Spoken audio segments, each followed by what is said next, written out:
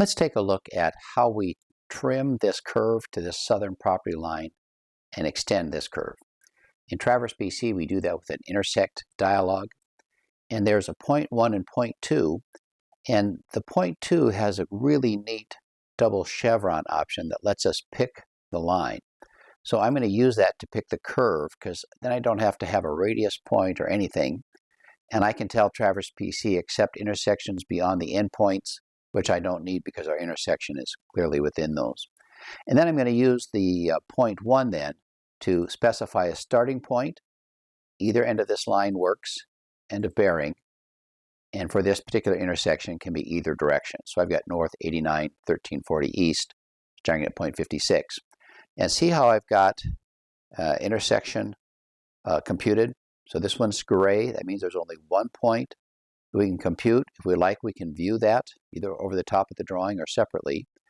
And watch what I'm going to do. I'm just going to say pick the endpoint that I want to trim right here.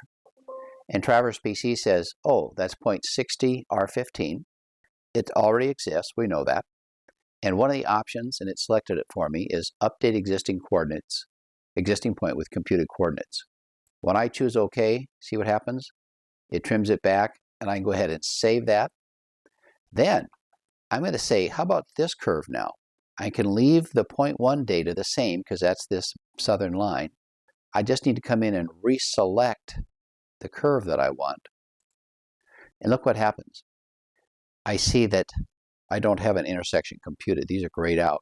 Now I can say accept intersections beyond the endpoints of this curve because it's short. I want an intersection that's out past the end, but I still don't have any intersections.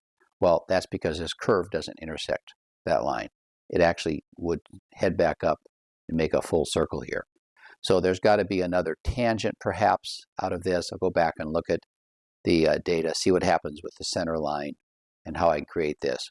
But real easy then to trim a line, a curve, spiral, whatever, or extend a line or curve or spiral using the intersection dialog box in Traverse PC.